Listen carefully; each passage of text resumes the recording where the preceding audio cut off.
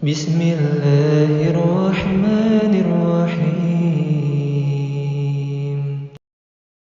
Bapak, ibu-ibu, saudara-saudaraku yang dimuliakan oleh Allah Subhanahu wa taala, kami akan mengulang kembali sedikit secara jelas dan gamblang tentang bagaimana ibadah tayamum yang betul-betul diajarkan oleh Nabi, kemudian juga terkait dengan apa saja yang di situ membatalkan tayamum dan juga sesuatu yang menjadi perbedaan di dalam terkait masalah mungkin di tengah-tengah masyarakat kita masih terjadi persoalan-persoalan polemik terkait dengan masalah bersentuhan dengan wanita. Jadi laki-laki bersentuhan dengan wanita, apakah itu membatalkan wudhu ataupun tayamum ataupun tidak. Maka insya Allah andai kata ada waktu, Allah mengizinkan, kita bisa membahas secara gamblang dan jelas. Para jamaah Bapak Ibu yang dimuliakan oleh Allah, kita kembali pada hukum apa yang dimaksud dengan tayamum secara bahasa atau logotan. Etimologi tayamum adalah al-qasdu, yaitu maksud atau tujuan. Itu secara bahasa.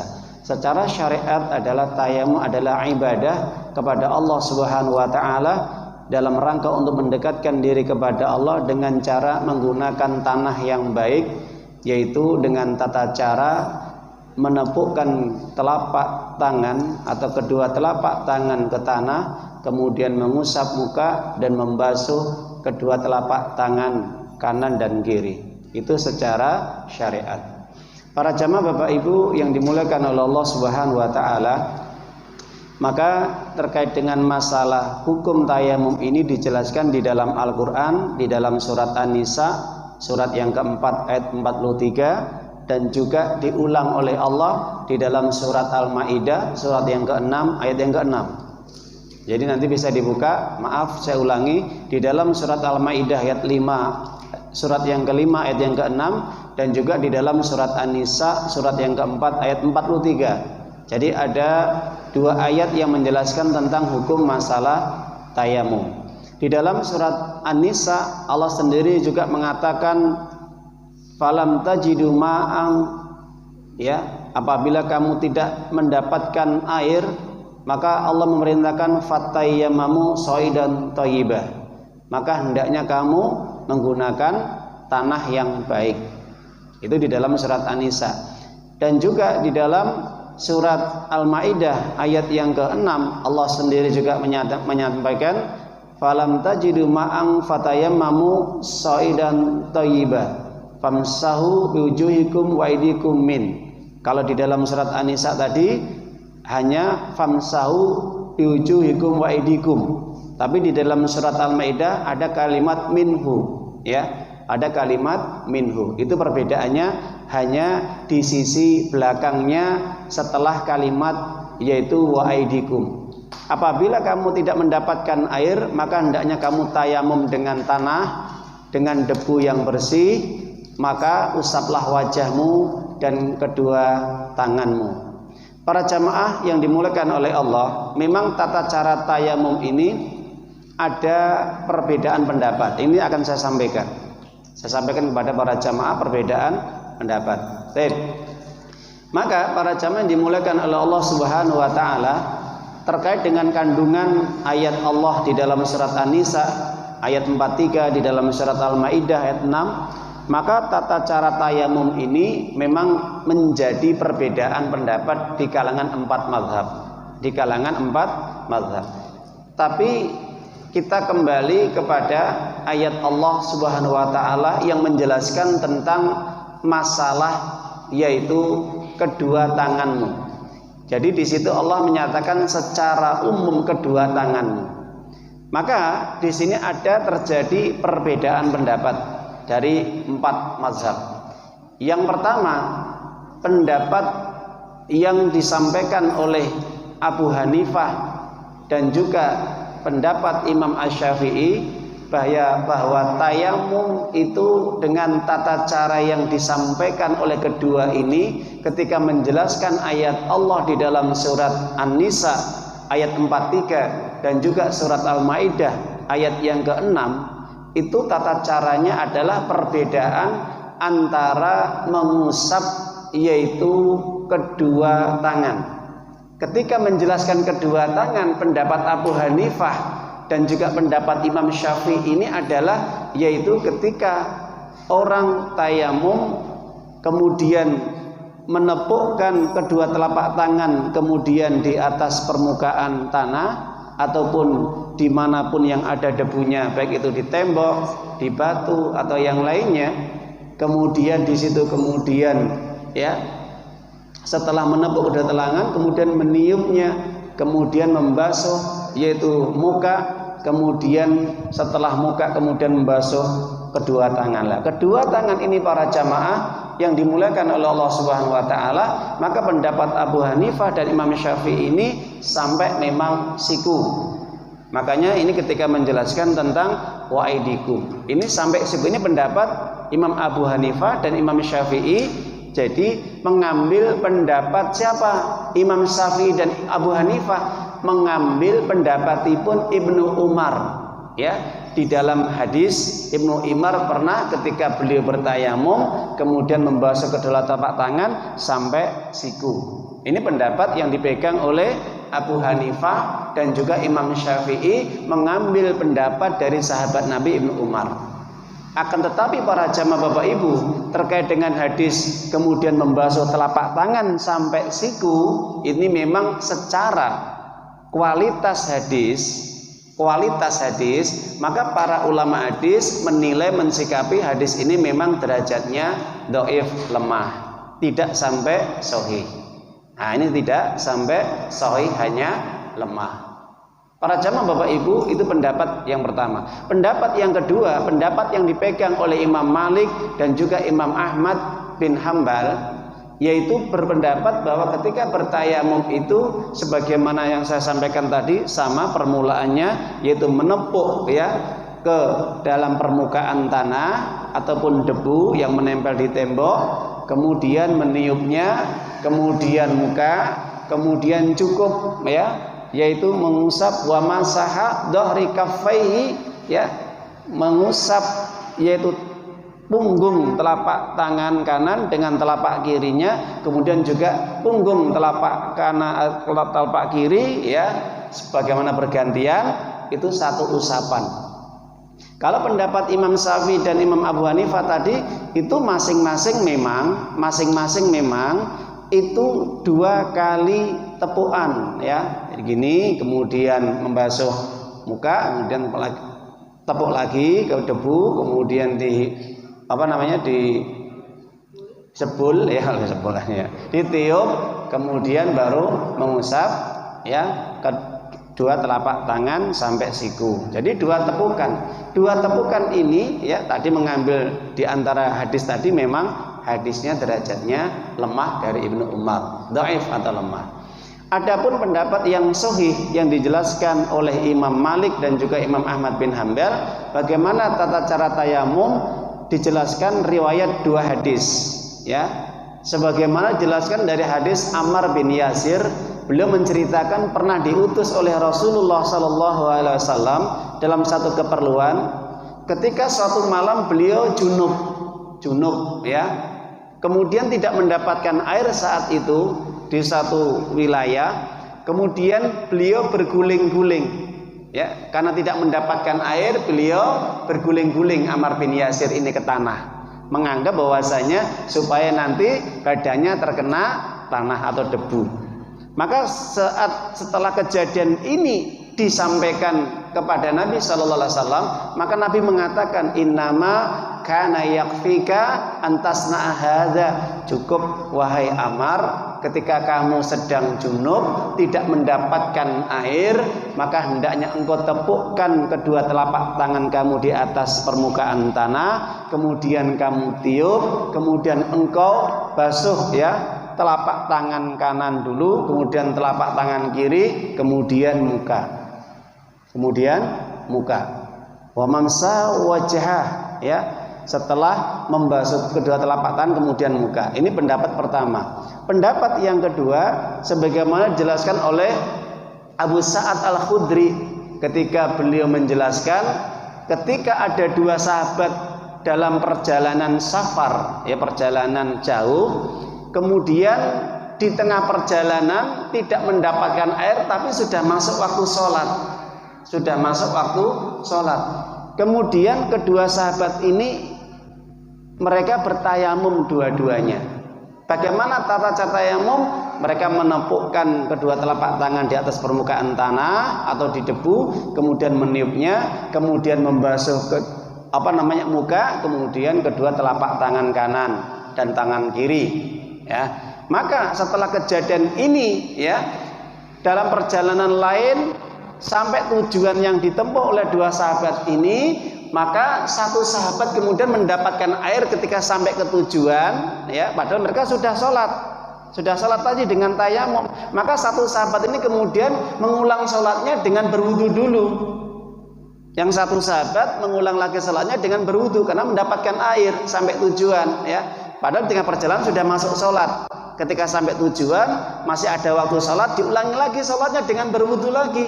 Maka yang satu sahabat tidak mengulangi lagi. Ketika persoalan ini sampai kepada Nabi Shallallahu Alaihi Wasallam, Nabi mengatakan apa?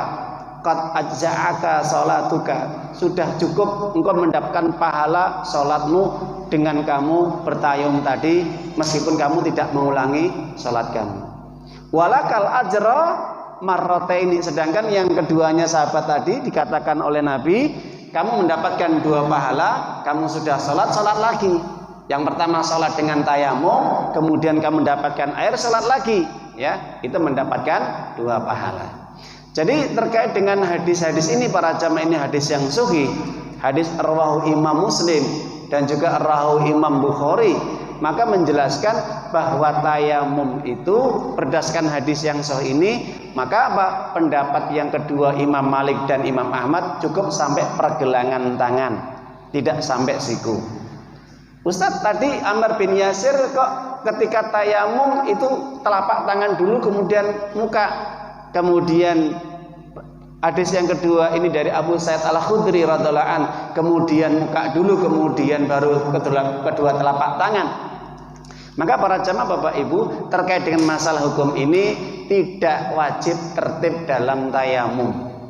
Nah, jadi boleh muka dulu, ya, kemudian tangan, boleh tangan dulu baru muka ketika tayamum. Ini secara hukum terkait dengan tayamum. Bagaimana Ustaz kalau ada yang kemudian sampai siku? Ya, dia mengambil pendapat Imam Syafi'i dan Imam Abu Hanifah. Silahkan. Ya, silahkan. Meskipun ya, ini dua tepukan tadi. Pertama tepukan kemudian ditiup, kemudian muka, kemudian tepukan lagi, ditiup lagi, kemudian telapak tangan sampai siku. Maka ini pendapat Imam Syafi'i dan Abu Hanifah. Silakan. Ya, ini pendapat dua ulama besar. Meskipun pengambil hadisnya adalah dari jalur sahabat Nabi, nggak sampai kepada Nabi. Adapun pendapat yang kedua, pendapat Imam Malik dan Imam Ahmad bin Hambal, ini dua hadis tadi yang sahih. Ini pendapat dari apa yang disampaikan diajarkan oleh Nabi, cukup kedua telapak tangan kemudian ditepukkan ke di atas permukaan tanah, kemudian ditiup, ya, kemudian diusap muka, kemudian pergelangan tangan, ya, setelah mengusap punggung telapak tangan tadi sampai pergelangan tangan cukup. Nah, berapa kali? Sekali saja untuk satu tepukan, ya, ya. Kemudian dah simpel, selesai. Kemudian doa atau ya.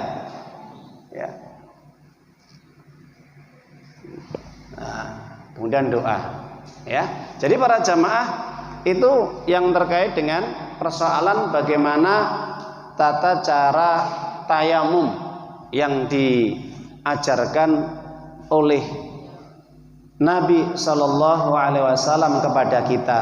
Meskipun di dalam tata cara mengusap kedua tangan tadi ada perbedaan pendapat, ya para jamaah Bapak Ibu yang dimuliakan oleh Allah, sebagaimana perbedaan pendapat ketika wamsahu biruusikum, ketika bagaimana dua madhab atau beberapa ulama berbeda pendapat dalam mengusap kepala ketika dalam berwudu, ini terjadi perbedaan pendapat.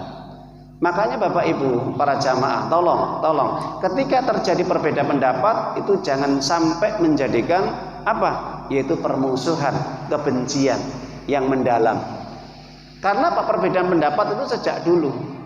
Yang penting kembali kepada masing-masing individual, Bapak Ibu para jamaah, mana yang diyakini, mana yang paling benar, yang paling kuat dalilnya, yang paling sahih ya, di antara tarjih perbedaan pendapat mengambil yang paling kuat, maka silahkan. Tapi yang benar, yang menggunakan A tidak boleh menyalahkan B, yang B pun tidak boleh menyalahkan yang A. Seandainya mengusap kepala, Imam Syafi'i ketika berwudu itu tidak sampai tengkuk, cukup sampai batasan rambut yang di tengah, ya. Ini pendapat Syafi'i. Adapun pendapat Imam Malik itu sampai tengkuk, kemudian dikembalikan lagi. Pendapat Imam Syafi'i 3 kali. Pendapat Imam Malik itu cukup 1 kali membasuh kepala, dikembalikan lagi ke depan, kemudian membasuh kedua telinga sekali. Jadi mensikapi persoalan masalah ini kita harus betul-betul secara bijak dan dewasa, tidak boleh ada rasa kesombongan, angkuh dan saling menyalahkan. Maka ini pentingnya saya menyampaikan tentang fikih di sini kembali kepada para jamaah. Tapi yang terpenting apa yang saya sampaikan para jamaah Bapak Ibu, maka ini dalilnya, ini hadisnya yang sahih, ini dalilnya hadisnya yang lemah. Ini pendapatnya ini pendapatnya ini. Kenapa? Masalah fikih ini sangat luas. Dan kemungkinan terbuka pintu istihad perbedaan pendapat, istihad pendapatnya ulama ini. Kenapa? Karena ini prinsip saya cara berdakwah, cara menyampaikan ilmu kepada para jamaah dimanapun saya sampaikan apa adanya perbedaan dari kalangan para ulama. Nanti kembalinya kepada penjenengan sendiri, kepada Bapak Ibu sendiri, ambil pendapat yang mana? Ya, jadi ambil pendapat yang lebih kuat, ya, itu lebih utama. Nah itu, meskipun kita tidak boleh menyalahkan para ulama. Kalau salah, berarti mereka salah dalam hal tayamum, salah dalam masalah wudu, mereka nggak sah sholatnya. Bahaya. Menuduh para ulama-ulama besar salah sholatnya, nggak benar sholatnya, berarti murtad, mereka nggak sholat. Ya, jadi perbedaan yang sifatnya masih khilafiyah, masih dalam tahapan fikih, bukan masalah akidah, maka ini masih ditolerir, masih dimaklumi dan diterima oleh para ulama.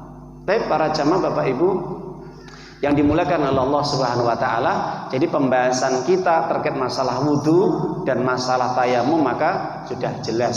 Seperti itu para jamaah, saya tinggal mengulangi lagi. Kenapa kita harus tayamum? Karena disitulah Allah memberikan kemudahan bahwa ternyata di selain ada air juga ada tanah. Tanah itu mensucikan. Rasulullah SAW bersabda dari hadis Ibnu Yaman, apa kata Nabi? Ju'ilat al-ardu li wa li ummati tahuran wa masjidan. Dijadikan untuk diriku dan dijadikan untuk umatku tempat untuk sujud ibadah sholat, dan ada sebagai sarana untuk beribadah, yaitu adalah tayamum atau tanah untuk digunakan tayamum. Jadi para jamaah, tanah itu suci, tahur, suci, karena sebagai pengganti air wudu. Sampai kapan Ustaz? Meskipun sampai 10 tahun nggak mendapatkan air, tayamum nggak ada masalah. Makanya dijelaskan dalam hadis Imam Ahmad, as-sa'idu wudu'ul muslim wa illam yajidil ma'a asyara sinin, bahwa tanah itu adalah wudunya bagi orang muslim. Seandainya dia tidak mendapatkan air selama 10 tahun, maka itu dia cukup dengan tayamum. Maka boleh tayamum digunakan untuk beberapa kali sholat, meskipun ada pendapat juga untuk 1 kali sholat. Ini juga perbedaan pendapat, ya. Para jamaah masalah ini luas sekali. Boleh untuk beberapa sholat, boleh untuk juga cukup 1 kali sholat. Nah, ini perbedaan pendapat masalah ini. Para jamaah Bapak Ibu yang dimuliakan oleh Allah Subhanahu wa taala, maka disitulah Allah mengatakan apa?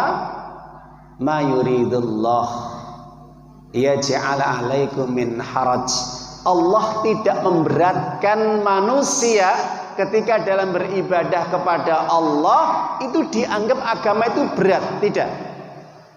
Jadi para jamaah Bapak Ibu yang dimuliakan oleh Allah, jangan sekali-kali punya alasan yang tidak dibenarkan oleh Allah ketika orang sakit, ketika orang dalam safar perjalanan itu dia tidak mendapatkan air, atau orang dingin, ya takut dingin hawanya gergesi kalau dia pakai air, alasannya tidak bisa wudu dan sebagainya, maka kemudian dia tinggalkan sholat. Jangan sekali-kali pakai alasan seperti ini. Allah memudahkan, gantinya wudu adalah dengan tayamum. Tetap dalam kondisi apapun selama dia bernapas, kewajiban sholat tetap terlaksana. Meskipun tidak ada air, tetap dengan tayamum. Tidak bisa wudu dan tayamum, diwudukan dan ditayamumkan. Selesai. Jadi ketika ada orang sakit, saudara kita, kerabat kita, orang tua kita sakit, tidak bisa bergerak, ya kita tayamumkan. Seandainya di sini infus banyak, ya, atau kemudian di sini tidak boleh disentuh, ya sudah, tayamum aja. Kita tepukkan telapak kedua tangan kita di tembok, kemudian kita tiup, kita usapkan ke wajahnya yang sakit tadi dan kedua telapak tangannya. Sudah selesai. Bisikan dia, suruh sholat, dibimbing, sholat di sisinya. Allahu Akbar. A'udzubillahi minasyaitonir rajim. Bismillah. Fatihah. Kalau nggak mungkin Al-Fatihah saja, nggak pakai surat pendek, kemudian sebagaimana takbir ruku, takbir sujud dan sebagainya. Jadi apapun kondisinya, selama dia masih berakal, selama dia masih bernapas, maka kewajiban sholat tetap dijalankan. Tidak boleh ada alasan sakit, nggak ada air ini dan itu. Jadi para jamaah Bapak Ibu, seandainya ada air pun, ternyata air itu cukup untuk minum, untuk persediaan makanan, ya masak dan lain-lain, ternyata nggak cukup untuk wudu, cukup tayamum juga nggak masalah. Ini penjelasan dari para ulama, Syekh Dr. Shalih Al Fauzan, Syekh Shalih Al Utsaimin dan yang lainnya. Jadi para jamaah Bapak Ibu, Islam itu mudah sekali. Maka dari situlah Allah mengatakan liyutimma nikmati alaikum la'allakum tashkurun. Orang ketika menggunakan tanah atau debu digunakan untuk tayamum, tujuannya untuk supaya kita mensyukuri nikmat Allah. Oh, ternyata nggak ada air, tanah pun bisa untuk tayamum. Untuk menyempurnakan nikmatnya. Apa yang dimaksud menyempurnakan nikmatnya? Pertama, menyempurnakan nikmatnya adalah supaya untuk menggugurkan dosa-dosa. Yang kedua, supaya Allah itu memberikan keringanan kepada hambanya yang sedang ibadah kepadanya, tidak memberikan sesuatu yang berat. Yang ketiga, supaya hukum Allah ini dijalankan dengan benar tanpa ada alasan apapun. Yang keempat, supaya bisa mengikuti bagaimana tata cara ibadah yang benar sesuai dengan tuntunan yang dicontohkan oleh nabinya yang mulia Muhammad Rasulullah Sallallahu Alaihi Wasallam. Jadi para jamaah Bapak Ibu yang dimuliakan oleh Allah Azza wa Jalla, itu terkait dengan persoalan ibadah tayamum. Wudu sudah kita bahas, tayamum sudah kita bahas. Sekarang akan kita lihat bagaimana ayat Allah berbicara terkait dengan persoalan andai kata hal ini terjadi dalam diri kita. Sebelum kita bahas dulu, nanti boleh tanya jawab setelah ini. Kita akan simpelkan ya para jamaah. Allah mengatakan di dalam surat Al-Maidah ayat yang ke-6. Kita kembali Al-Maidah 6. Wa in kuntum junuban fattahharu. Kalau kalian junub maka mandilah, mandi besar. Ya, nanti perlu kita praktekkan tata cara mandi besar. Oke, enggak ada masalah. Wa in kuntum marda aw ala safarin aw ja'ahadu minkum minal ghaid aw lamastumun nisa. Atau ketika kalian dalam bepergian atau safar atau BAB atau menyentuh wanita, falam tajidu ma'ang fatayyammamu sha'idan thayyiban famsau biwujuhikum wa aydikum min. Ya.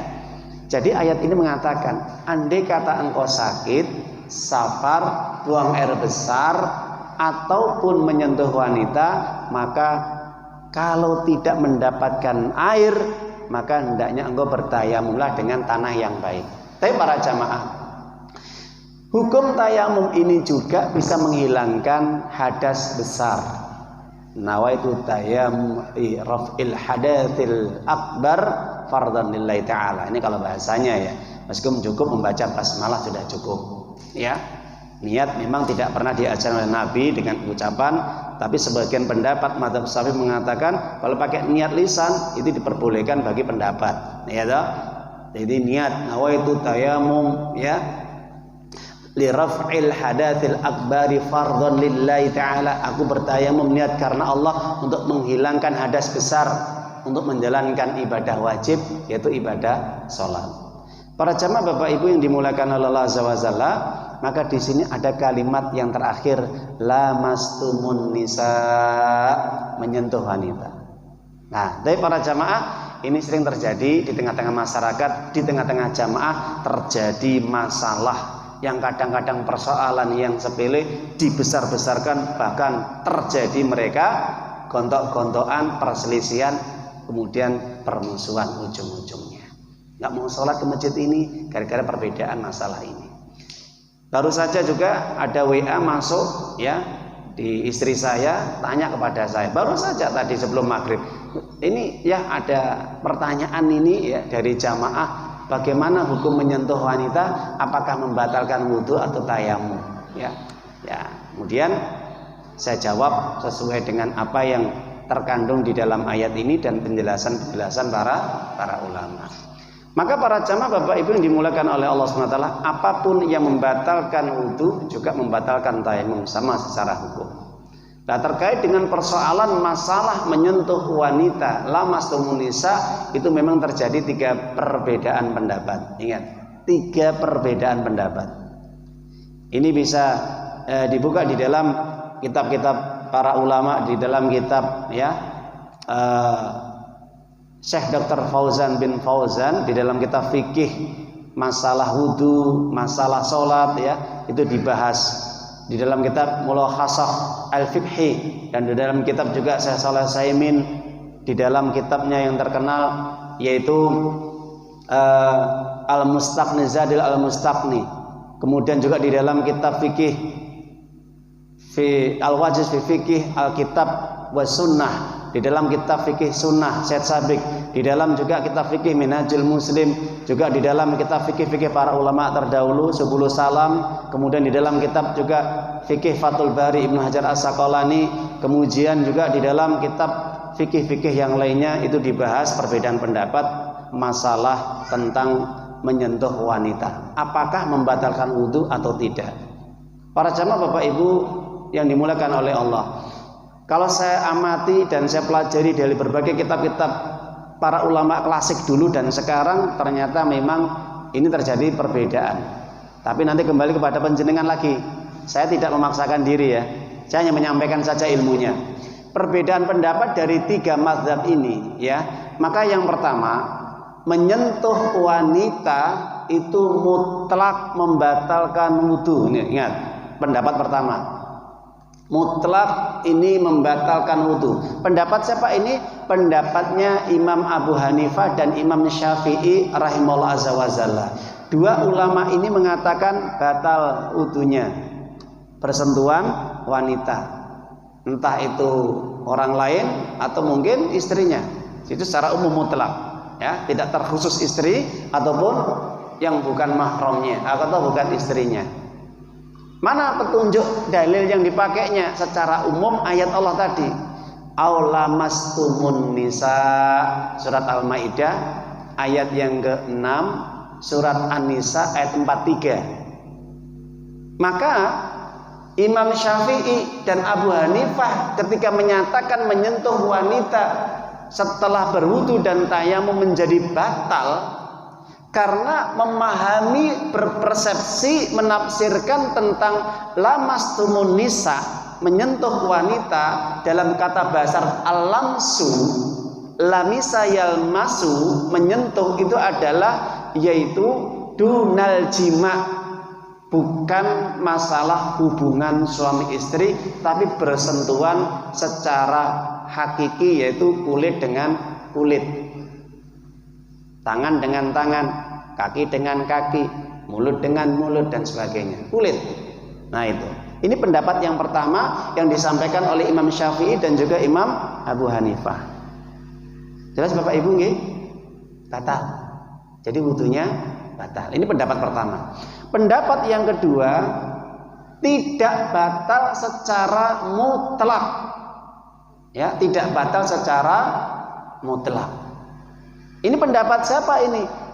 Ini yang disampaikan oleh pendapatnya Imam Malik, yang dimana beliau mengambil pendapat sahabat Ibnu Abbas dan juga pendapat Hasan Al-Basri dan pendapat juga Syekhul Islam Ibnu Taimiyah dan sebagian jumhur ulama, ya, tidak batal secara mutlak. Dasarnya apa?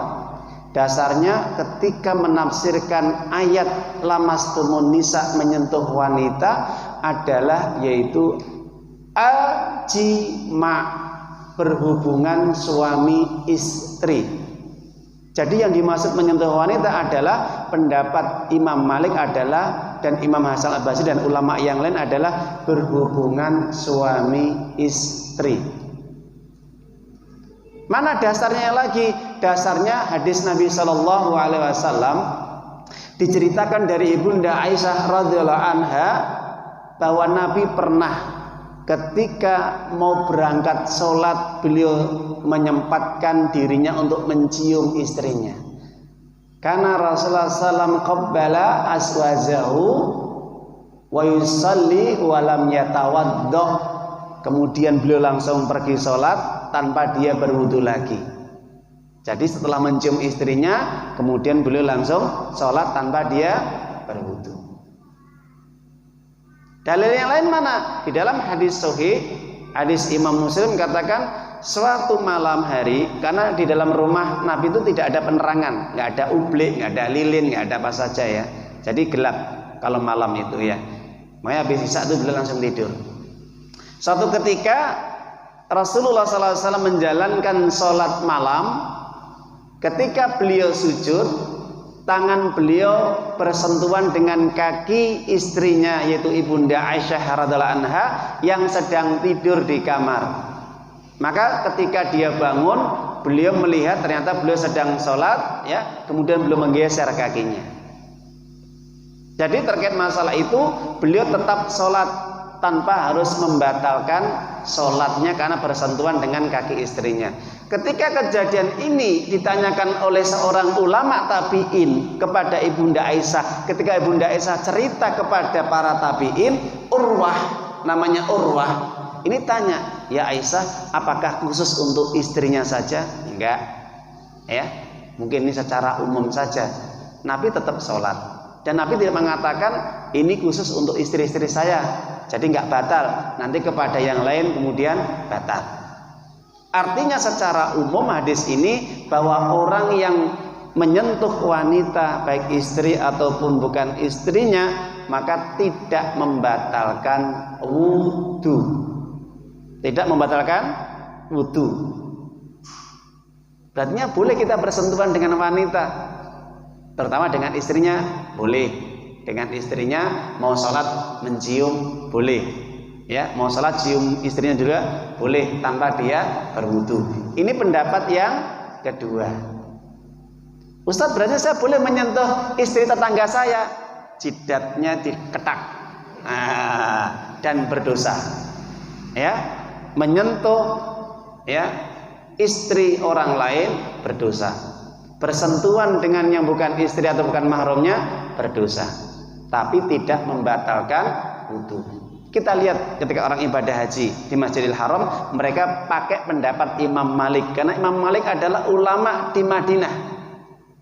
Ulama di Madinah, makanya di sekitar orang-orang ketika sedang tawaf, sedang ibadah haji umroh, mereka pasti akan bersentuhan, mereka tidak akan berwudu, karena kebanyakan mereka memang pakai pendapatnya Imam Malik. Tapi nggak tahu ya. Bagaimana Ustadz kalau orang Indonesia di sana tawaf atau sedang sa'i atau yang lainnya, kemudian bersentuhan, di sini pakai pendapat Imam Syafi'i, di sana pakai pendapat Imam Malik gantian, seperti itu. Ya, meskipun secara hukum itu sebagian pendapat ada yang mengatakan boleh ketika orang di wilayahnya pakai pendapat Imam Syafi'i yang dia yakini, tapi ketika di sana pakai pendapat ulama sana, misalkan Imam Malik karena darurat, ingat ya, maka itu diperbolehkan. Dasarnya apa? Di dalam kaidah fikih ad-darurat tubihul mahdurat. Sesuatu yang darurat itu bisa membolehkan yang haram atau yang tidak diperbolehkan. Ini sebagian pendapat ulama mengatakan di kampungnya di Indonesia pakai pendapat Imam Syafi'i dan Abu Hanifah, ketika ibadah haji umroh di sana dia berganti pakai pendapat Imam Malik. Artinya dia tidak harus berwudu. Kalau berwudu apa? Repot. Oh, sentuhan lagi, keluar lagi. Masuk lagi tawaf, sentuh lagi, keluar lagi, tawaf lagi. Lah itu. Maka di sini berganti mazhab boleh. Tapi kembali lagi dia pakai pendapat Imam Syafi'i. Itu sebagian pendapat mengatakan seperti itu. Wallahu a'lam bishawab. Pendapat yang ketiga para jamaah Bapak Ibu yang dimuliakan Allah Subhanahu wa taala adalah apa? Orang bersentuhan dengan wanita baik dengan istri ataupun bukan mahramnya adalah yaitu tidak membatalkan wudu selama tidak muncul syahwat. Ingat, ini ada garis bawah ya, di garis bawah ya, ada syaratnya. Tidak membatalkan wudu selama tidak bersyahwat. Jadi para jamaah Bapak Ibu, ini pendapat siapa? Ini pendapat sebagian yang disampaikan oleh Imam Ahmad ya. Jadi Imam Ahmad bin Hambal ini menyampaikan tentang masalah lamastumun nisa adalah ketika orang bersentuhan apapun ya kepada istri atau kepada non mahramnya bukan istrinya, maka tidak membatalkan wudu karena ayat itu menjelaskan orang yang menyentuh wanita adalah hubungan suami istri. Otomatis ketika orang mau berhubungan suami istri ada syahwat sebelumnya. Jadi kalau orang ketika bersentuhan dengan istrinya saja kemudian dia muncul syahwatnya, saat itu dia batal wudunya atau tayamumnya. Itu para jamaah Bapak Ibu yang dimuliakan oleh Allah Subhanahu wa taala. Maka dari tiga pendapat ini para jamaah Bapak Ibu kembali kepada panjenengan masing-masing. Ya. Jadi ini persoalan masalah khilafiyah, perbedaan pendapat. Baik masalah wudu beda caranya dalam membasuh kepala, dalam menghirup air. Gitu. Tayamum berbeda, cara membasuh kedua tangan, ya, dan menepuk ke tanah. Yang satu 2 kali, yang satu cukup 1 kali. Yang satu cukup sampai pergelangan tangan ketika tayamum, yang satu sampai siku. Ya. Jadi kalau jenengan nanti lihat ada ustadz-ustadz di YouTube penjelasan apa yang saya sampaikan, sampean buka. Pendapatnya Ustadz Abdul Somad berbeda dengan pendapatnya Ustadz Khalid Basalama atau Syafiq Reza, atau pendapatnya Ustadz Adi Hidayat. Itu ulama-ulama yang terkenal loh ya, yang di YouTube, yang sunnah. Nah itu berbeda pendapat karena apa? Masing-masing pakai pendapat ulama tadi. Kalau saya pribadi, ya, saya jelaskan ini pendapat ini. Saya jelaskan pendapat ini agar penjenengan itu tidak menjadi apa? Keraguan. Mana yang benar? Nah itu. Tapi para jamaah Bapak Ibu yang dimuliakan oleh Allah, ada 5 menit kita buka tanya jawab. Silahkan mungkin. Tadi ada yang menanyakan? Monggo. Iya. Yeah.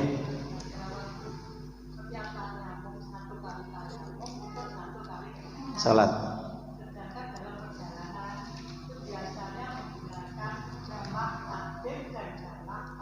Nggih. Iya, para jamaah Bapak Ibu yang dimuliakan oleh Allah SWT. Sebagian para ulama mengatakan setiap kita mau sholat kita juga harus tayamum. Ini pendapat ulama yang disampaikan oleh juga Imam Abu Hanifah, Imam Asy-Syafi'i, dan sebagian juga pendapat Imam Malik. Sebagian pendapat lagi mengatakan ulama-ulama kontemporer sekarang itu mengatakan sebagaimana Syekh bin Baz, seandainya orang ketika dia jamak takdim, jamak takhir tidak menemukan air tadi, Pak, tidak menemukan air, bahkan sampai tadi 10 tahun, cukup dia tayamum bisa digunakan untuk 2 waktu sholat. Ya, jadi ketika kita jamak takdim, jamak takhir, cukup kita tayum sekali itu untuk kita jamak 2 waktu sholat, duhur dan asar. Baik itu jamak takdim atau takhirnya. Ketika sampai sana nanti kita sholat duhur asar, tapi di waktu asar. Atau mau berangkat perjalanan, sholat duhur dulu baru asar, namanya jamak takdim. Ya. Tapi kita tidak membahas masalah ini ya, karena bukan masuk waktu sholat. Tentang salat. Ada yang lain tentang masalah wudu dan tayamum? Silakan. Waalaikumsalam.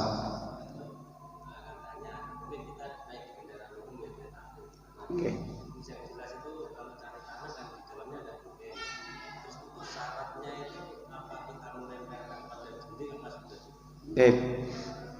Tadi sudah saya jelaskan para jamaah yang dimuliakan oleh Allah, apakah harus tanah ya? Maka ini pembahasan dijelaskan secara panjang lebar oleh seorang ulama besar namanya Imam As-San'ani.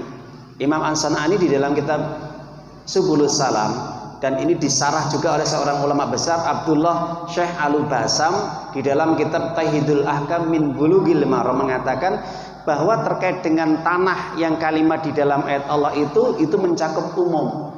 Bisa juga debu ya, atau pasir, atau di atas batu, atau debu yang nempel di tembok atau di kaca, itu boleh kita gunakan ya.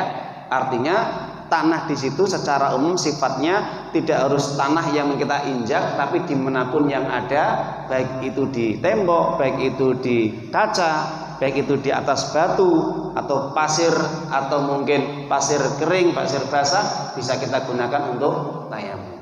Nah itu. Iya.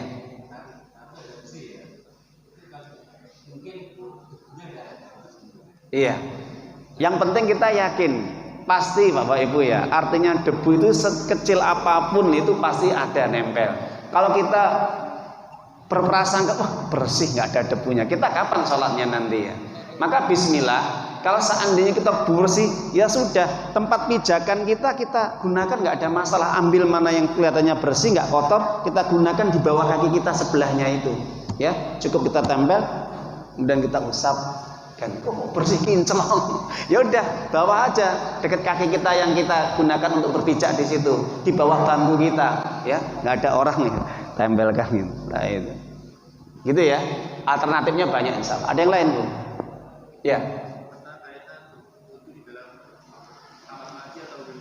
Iya. Iya, Tim. Iya.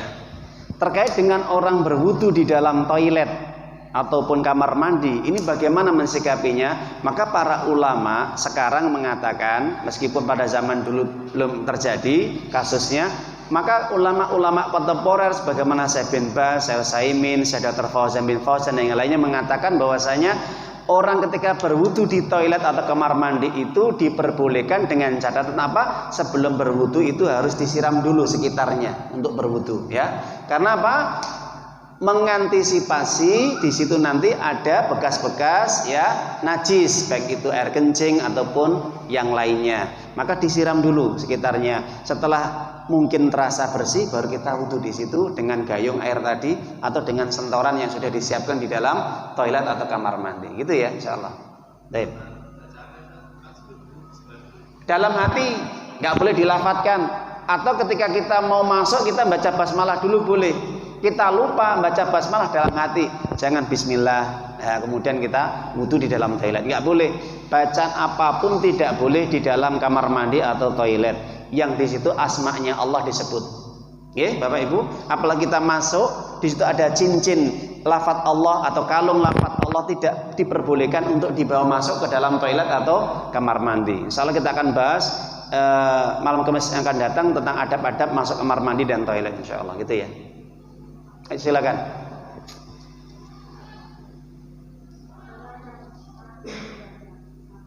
Sakit.